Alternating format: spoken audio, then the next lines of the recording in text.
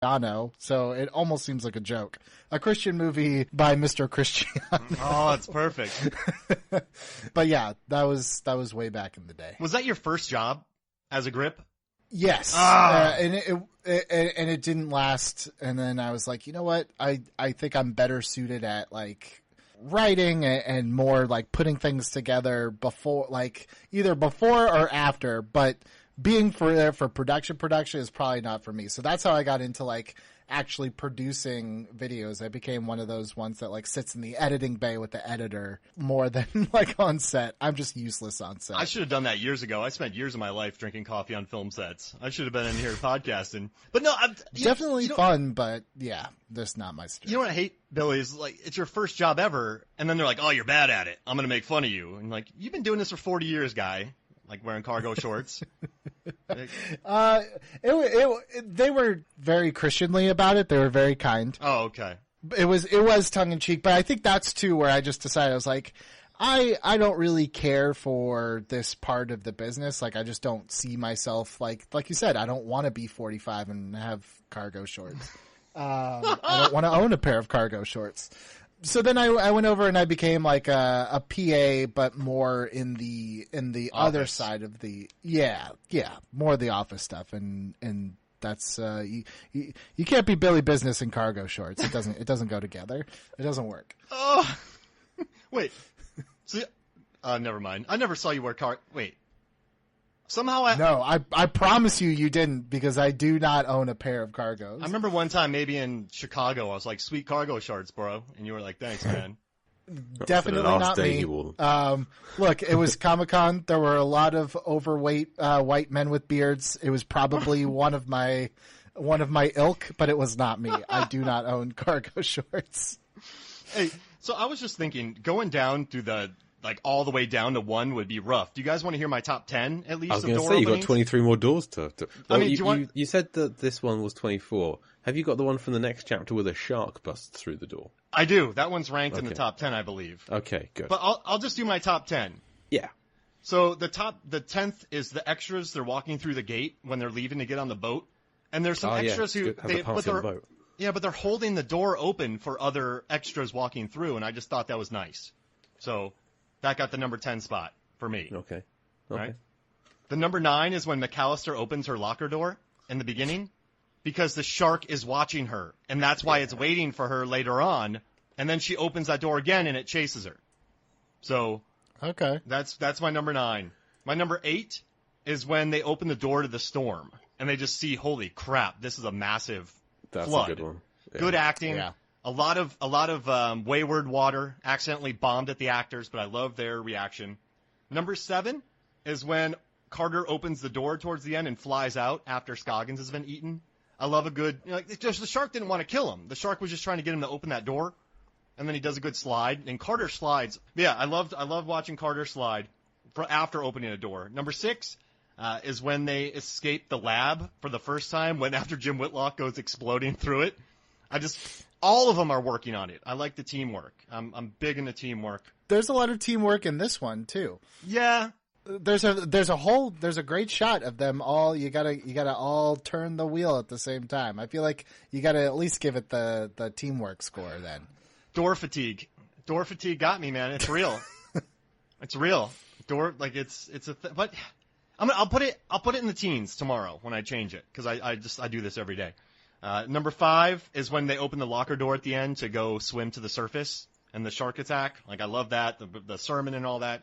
Number 4 is when the doors open for Carter to go swim out and dart the Gen 2, because that's a freaky shot. He's going out in the middle of nowhere to go hunt a Gen 2 shark who's powerful. So every time I see that, I feel tension.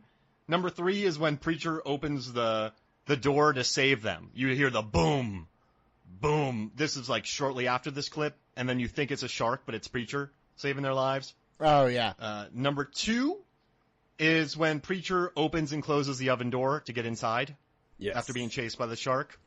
Perfection.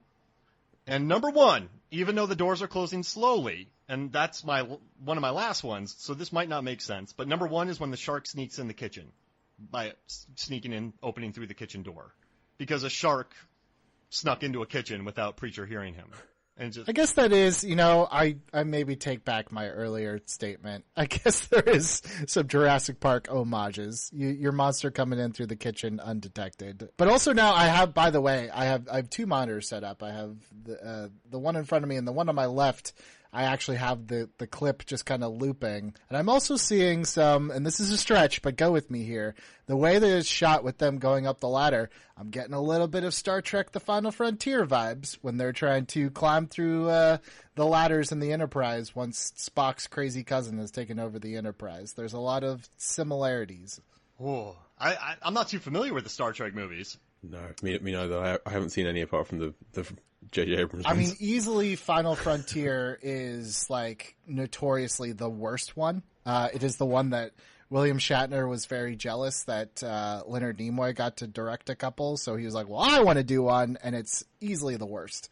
But there's definitely like, there's, when I'm jumping around here, but when Yoda at the end of Revenge of the Sith, he does not defeat the Emperor and he's crawling through those tunnels. That's also very that's very Star Trek-y looking. And I feel like the way that they shot this ladder sequence is a little bit like that. So there's probably people like banging their heads like, what is this guy talking about? But side by side, if you have the Final Frontier, and you'll see like there's definitely some similarities. That's a hot take, Billy. It's an extremely hot take with fire coming down, pieces of wood, with someone in cargo shorts throwing it at me the whole time. I gotta watch this. So should I not watch this Final Frontier? Should I just watch one with the whales again? It's pretty bad. It's a big swing, but a huge miss. See, I love those. The Happening, love it. Like I love big swings. I think I'm to the point, well, especially with The Happening, I'm to the point now that my time is so limited that I just can't like things ironically anymore. So it's like I just don't have room in my life for things like The Happening, where it's just like, this is so awful, it's funny, but it's like, yeah, but there's a lot of good stuff that if I had the time, I probably should watch that instead. You're a parent now. You've only got time for sincerity. I have like 3 hours every day to myself if it's a good day, and I can't waste it on The Happening. Oh, he has a plan, right? A lot of people. Let's get away from the people. It's perfect for the pandemic. Like get on our own, get away from groups. And he succeeds. I mean, the Mark Wahlberg, the like, what? Yeah. Oh, Me? yeah. I mean, that is maybe one of my favorite moments in cinema. I will say that. He's so earnest in that movie, and he trusted M. Night so much. I love it. He's honest in everything. He's in a different movie than everybody else, which is probably the most appealing part of that movie. What? You're gonna kill me when I sleep. But okay, Billy. You come, like, let's say you just crash at my house for the weekend and I have some creepy lady living in my home. You're up, getting yourself a midnight snack, and this lady comes in the kitchen and just starts asking you these questions. Are you going to have the same response? You're going to be confused. I mean, that to even stay over at your house just violates every inkling of like safety and security that I have in me. Not you personally, just like I hate sleeping over at people's houses. Like I can't stand it. I want to be in my bed or a hotel bed, or I'm not doing it. Yes, absolutely. Yeah, there's too many catapults in my house. With You gotta you be careful.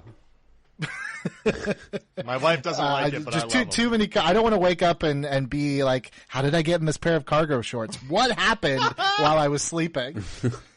I just put a matching outfit on for the both of us. Hey man, let's go out. Yeah, I wouldn't know how to answer that woman, so I think it would be a lot more aggressive than just like, what? I'd be like, you need, like, you're in my circle. You need to get 6 feet back. I just like pre-pandemic. I gotta. Sorry, I just said that. That was a good answer, actually. Yeah, I'm a little kind of bummed though, man. So I guess I'll never invite you over. I mean, next time I'm in Atlanta, I'd love to get a beer with you, and then like at the hotel bar. But yeah, I'm not going to stay at your house. Although I saw a picture of like your Christmas tree last year, and like you have a huge, beautiful home. So I don't know, I could be enticed. All the cargo shorts you can wear.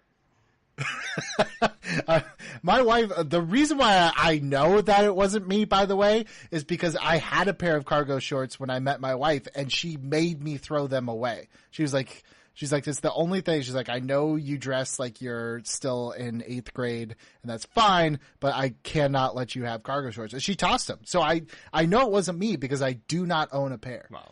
Now, I'm not hating on the practicality of cargo shorts, because I remember one time I started taking stuff out of my cargo shorts, and I was surprised that it lasted about 10 minutes. Like, it was like a clown car of stuff in my cargo pants. It's like Mary Poppins' bag. Yeah, it was bad. I pulled a tuba out. Who knows? And so, I mean, like, listen, I get it. So if you're out there angry at us right now, I get it. So it's just, I'm talking about people on the film sets. I'm a fan of the cargo short. I wear them to this day. Like they're great if you're out walking a dog, because you've got pockets for the plastic bags. You got pockets for your dog treats. You got your keys. You need all these pockets. Pockets are great. I mean, I mean, you can never have too many absolutely pockets. No disrespect to the cargo shorts wearers of the world. I truly don't. There would be no John Cena if there were no cargo shorts. That's where he started, with jorts and cargo shorts. But I just I have to abide by the laws of my wife, and cargo shorts. It's just not happening. My wife buys me cargo shorts. She gets me like cargo trousers. We call them the adventure trousers when we go hiking. You got a pocket for the map, a pocket for the compass. I love that. I love that your wife calls it the canoe. adventure trousers. That sounds like the ocean is horny with the adventure trousers. I got the commercial right now. I could go direct that right now. People kayaking, and they fall in the water and look at each other. Oh man. Oh gosh, Jay, did you have something about? Did you have an elevator bit in this one, or a stair ladder? I was looking at there's ladders. We're talking about like the ladder climbing, and Billy said about the Star Trek films. I was kind of look just talk about ladder climbing in other films. Aliens. Yes, I didn't even think of Aliens. I stopped at Home Alone. Because I love Home Alone. Just because the slime on the bottom rung, Joe Pesci jumping and slipping off it is balletic in how it is done. You got that. You got fricka. Yeah, in terms of Muttley. You got Final Destination 2, when the guy goes out the escape ladder and it goes to his eye, which is my favourite part of that film. I love that film. Jurassic World: Fallen Kingdom. There's a helicopter ladder with the guy trying to climb up that, with being chased by the T-Rex. There's a lot of great Waterworld. Scenes. Waterworld. You watched that recently, didn't you? The whole crux of Tim Allen's The Santa Claus is built around this ladder. The Rose Such a Clatter. Whoa. I just want to name ladder bits now. Die Hard. Yeah, Jackie Chan's First Strike is one of the more famous ones. That's that great fight scene. Is there one where they're trying to get out of? So it's either GoldenEye or The World Is Not Enough. It's one of those Brosnan ones. But I remember the trailer of him like quickly climbing out the ladder as something's exploding behind him. GoldenEye, right? All GoldenEye also has the big cradle at the end where they're the big antenna thing. Oh yeah, they just drop a satellite dish on Sean Bean just to make sure he's dead. Yeah. This is okay. So I just watched Con Air. I got a thing coming out for Con Air, but the fire ladder goes up. Yes. John Malkovich is on it. Then he gets shot through like a catwalk, lands on electrical wires, lands in a machine, and gets his head stomped. It's the most Harlan-esque building up death in the world. But in Con Air, Simon West stole from him. I think so. There's that comedy bit in the first Mummy where Rachel Weisz is in the library with the ladder. In the library. Yeah, that's a great one. That movie's, I love that. That movie's great. That movie, we watched it. That was like one of the first quarantine binge things that we did. Was the first three, like, I don't think he did the third one, but we still watched it anyway. Those Brendan Fraser Mummy movies. Fraser's in the third one, but Rachel Weisz isn't. Right. She dropped out for Maria Bello. And it was like a different director. In the theater. It wasn't Stephen Summers for the third one. Yeah. Jet Li was in it, and the kid is all grown up, but he's basically the same age as Brendan Fraser, and it just doesn't make any kind of sense. Yeah, I don't know when studios are going to realize like we don't want to see our favorite characters grown up kids. It has almost never been something that people have been clamoring for. Because Die Hard did it a couple of years later, and that was even worse. The kids can grow up and not be in the film. Yes. They can just grow up and have stories off screen. That's okay. But is Carter? Does he have a kid in the direct-to-video Deep Blue Seas? We haven't got there yet. We will cover them, but not in this to this level of detail. But one episode for each one, Mark. It's going to happen. Okay. You don't have to watch 2 again. I'll watch 2. You can just work on